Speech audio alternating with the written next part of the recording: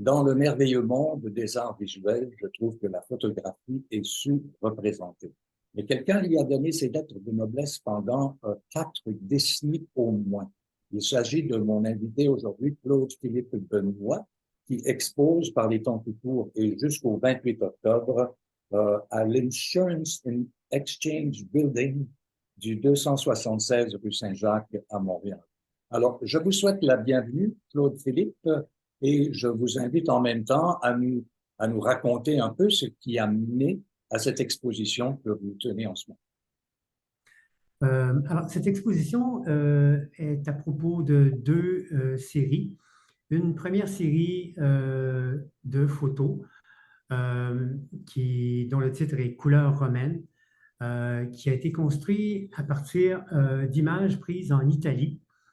Le deuxième corpus, c'est une série d'œuvres en peinture, de peinture abstraite expressionniste. Alors voilà, puis l'expo a été montée avec la commissaire Nicole Gingras, qui a fait la sélection des œuvres et l'accrochage. Vous êtes originaire de l'Ontario, mais vous résidez à Montréal depuis un moment déjà. Oui, oui, oui. Je suis né en Ontario. J'ai quitté l'Ontario. J'étais très jeune, 3 ou 4 ans.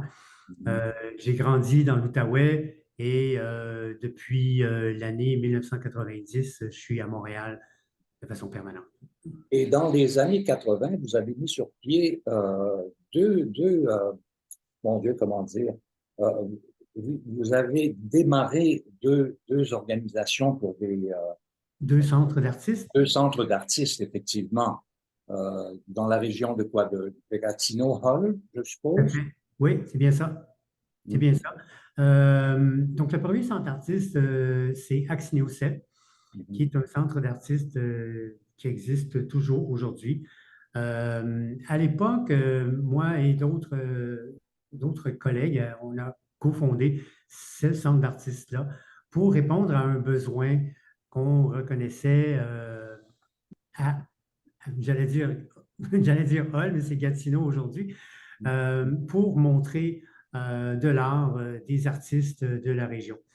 Alors, ce centre-là a été fondé et on a présenté pendant plusieurs années et encore aujourd'hui les courants très actuels de ce qui se faisait dans les différentes disciplines de l'art contemporain.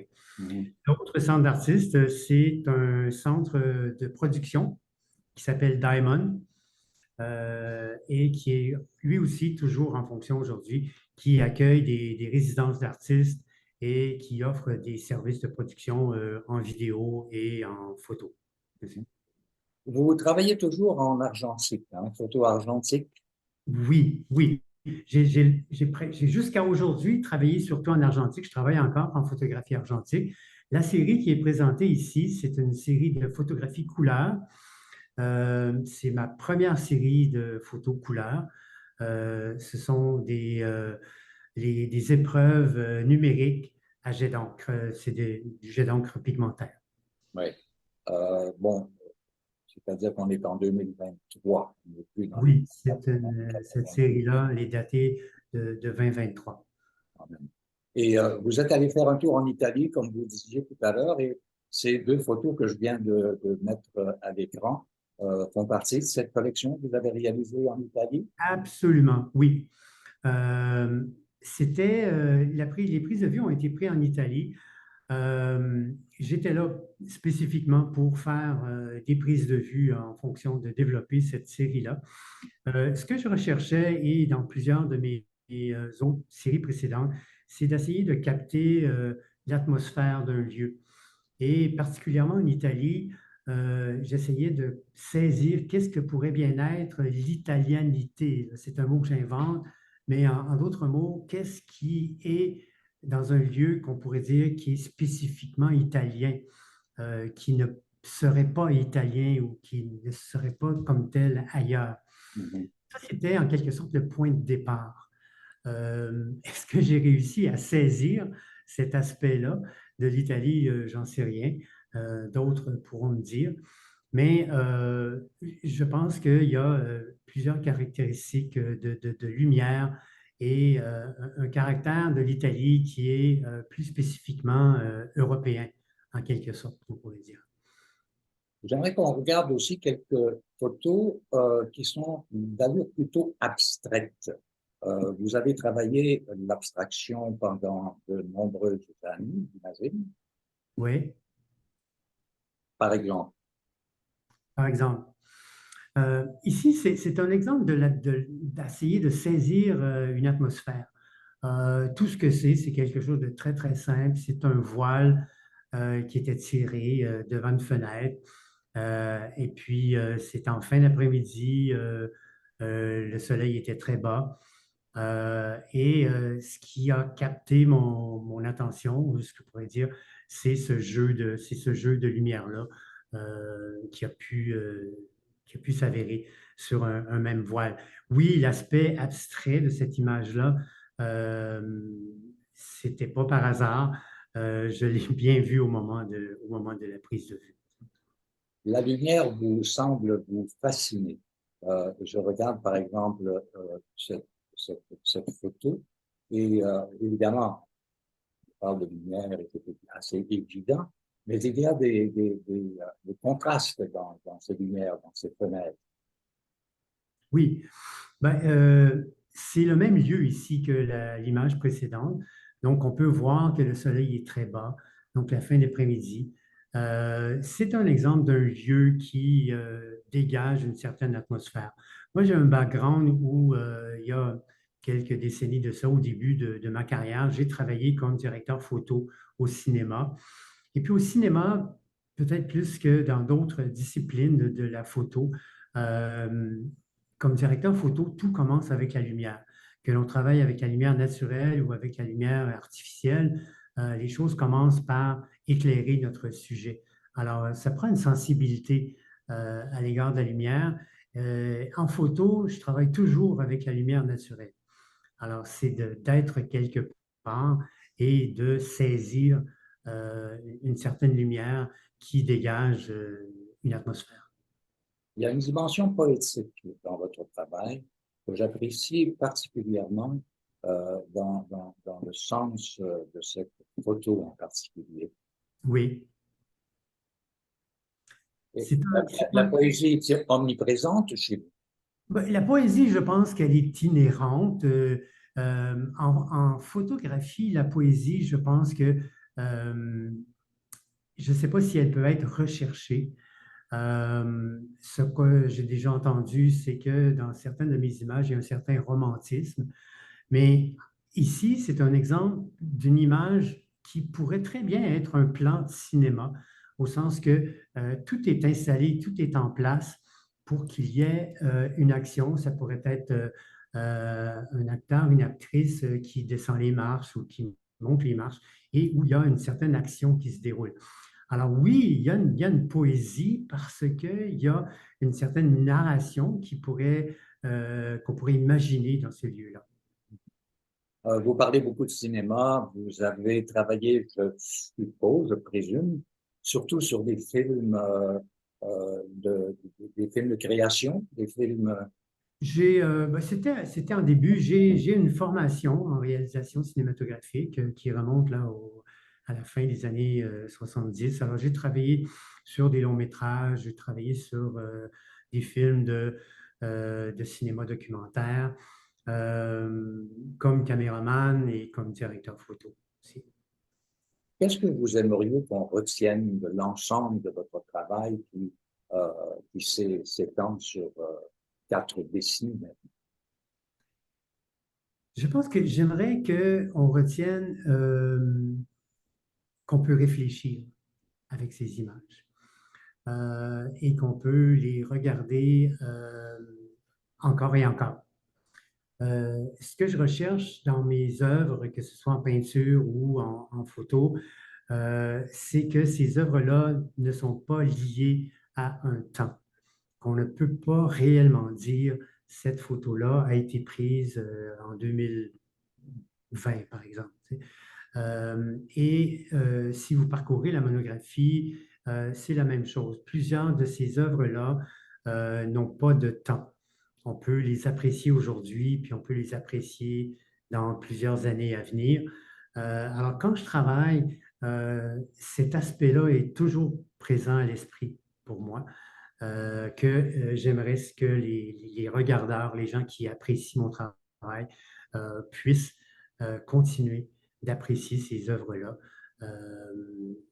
au fil des ans. Particulièrement les gens qui habitent avec ces œuvres-là ou les gens qui peuvent les voir dans les galeries ou dans les musées, dans les collections. Il y a une monographie et la voici, qui est publiée effectivement aux éditions Calienne, Oui, qui regroupe l'ensemble de votre œuvre, non? qui regroupe l'ensemble de mon œuvre jusqu'à cette exposition-ci. Donc, dans cette monographie, on ne voit pas de peinture et on ne voit pas cette série qui est présentement accrochée, la série couleur romaine d'images prises en Italie. Alors, la monographie témoigne de mon travail jusqu'à ce moment ici. Alors, vous êtes polyvalent, on va s'en dire, parce que photographe, oui, directeur photo, le cinéma vous habite depuis toutes ces années-là. Mais également, il y a une dimension picturale chez vous, en peinture. Et j'aimerais que vous m'en parliez un petit peu pendant qu'on va regarder une de vos toiles. Oui. Et en peinture, il y a quelques séries qui sont présentées. Je peux peut-être vous parler d'une série. Ça, c'est une œuvre qui fait partie d'une série qui s'appelle Faits et gestes, où je voulais, si vous voulez, démontrer un aspect expressionniste, dans le sens qu'il pouvait y avoir des émotions qui se dégagent du geste en peinture. J'ai aussi travaillé sur une série que j'ai titrée Carré noir et où je suis parti de l'idée de Paul-Émile Bordua qui, dans les années 50, avait exposé à l'Ermitage. Pas beaucoup de gens connaissent ce lieu-là aujourd'hui, mais il avait produit 45 œuvres pour cette exposition-là, qui a duré quelques semaines seulement, mais qui, selon le peu de documentation que j'ai pu trouver, avait eu un certain succès. Alors, j'ai trouvé ça intéressant qu'il avait produit 45 œuvres pour une seule exposition, et puis je me suis donné ça en quelque sorte comme objectif premier, et aussi le peintre Malevich, qui est ma foi, qui est peut-être un des précurseurs de l'abstraction en peinture, un peintre russe, qui avait créé une série de peintures qui s'appelait Carré. Donc, c'était carré rouge sur fond noir, par exemple. Alors, j'ai utilisé l'idée du carré pour donner le titre à la série et l'idée de 45 œuvres de Bordua.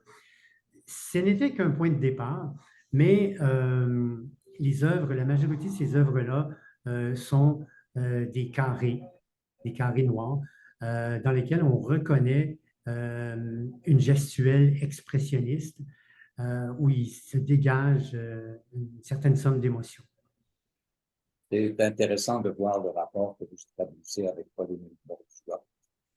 C'est un incontournable de toute façon, mais je serais très curieux d'en voir davantage. Est-ce que je peux en retrouver dans cette monographie? Il y a que de la photo, je crois. Hein, Il n'y a que de la photo, il n'y a que de la photo. Je vous invite à venir à l'exposition.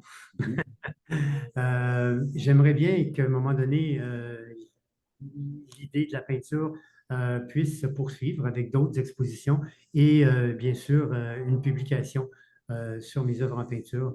Ce serait certainement une très, très bonne idée. Je reviens à la photo et je vous demande de me raconter un peu cette photo ici, qui est très belle. Oh, ben, je pense qu'on y retrouve ici ce que vous mentionniez précédemment, l'aspect poétique. Alors, c'est une fenêtre encore. C'est encore le soleil en fin d'après-midi. Puis on y distingue un bâtiment, une maison qui a derrière cette fenêtre-là. Alors, je dirais que c'est une image qui est presque abstraite. Puis c'est le voile encore. Alors, c'est une atmosphère que j'ai voulu capter. Je mentionnais d'entrée de jeu tout à l'heure que le monde des arts visuels ne faisait pas beaucoup de place à la photographie. Quel est votre commentaire là-dessus? Est-ce que vous avez, La photographie a connu de meilleures années, on pourrait dire, mais le marché des arts visuels, contrairement peut-être à, je sais pas, à New York ou Berlin, n'a pas retenu la faveur de la photographie. Je n'ai pas vraiment les réponses à ça. Ça peut être lié à plusieurs choses. Ce qui est au niveau des médias de reproduction, si je pourrais dire, il y a beaucoup d'œuvres aujourd'hui qui sont des œuvres d'installation vidéo et c'est le média de reproduction, si je peux dire, qui retient nettement l'attention de différentes programmations dans les musées et dans les centres d'artistes. Et sur le plan du collectionnement, c'est encore la peinture qui a le haut du pavé, je pourrais dire, au niveau d'aller chercher la ferveur des collectionneurs privés ou institutionnels. Moi, oui, j'aimerais aussi que la photographie soit plus vue, plus montrée, mais les choses ne sont pas entre mes mains entièrement. C'est un peu la raison de monter cette exposition-là ici, qui est une autoproduction pour laquelle j'ai reçu une généreuse subvention du Conseil des arts du Canada pour monter une exposition. Alors, c'est moi qui, avec l'aide de Nicole Gingras, la commissaire, et d'autres partenaires, on a monté cette exposition-là pour justement exposer ma production récente en photographie envers et contre le fait que d'autres lieux de diffusion, comme vous le disiez, montrent très peu de photographies. vous avez exposé il y a quelque temps au Musée des Beaux-Arts du Québec. Récemment, c'était quand cette exposition? Au Musée des Beaux-Arts de Québec, non. Vous parlez Non, peut-être au MAC, au Musée d'art du contemporain. Musée d'art contemporain de Montréal. Oui, c'était il y a quelques années de ça déjà. C'était dans le cadre d'une exposition de groupe où il y avait 4 grandes photographies d'une série qui s'appelle Société de ville, qui avait été exposée dans le cadre de cette exposition-là. Donc, moi, j'aimerais inviter les gens à aller jeter un coup d'œil sur votre exposition. Je rappelle aussi la monographie, Claude-Philippe Benoît, qui était exhaustive, hein, c'est quand même assez On costaud. peut se procurer sur les lieux de l'exposition. Ah bon, et ils sont disponibles donc. Alors, je répète que votre exposition sera là jusqu'au 28 octobre, la commissaire étant Nicole Gingras, et c'est à l'Insurance Exchange Building du 276 rue Saint-Jacques à Montréal. C'est facile d'accès parce qu'on y va via le métro Square Victory. Absolument, Alors là-dessus, c'est à 2 pas. je vous remercie pour votre disponibilité et je vous souhaite aussi un bon succès avec l'expo, des acheteurs et des collectionneurs surtout. Merci, M. McQuaid. Bonne fin de journée. Bonne fin de journée.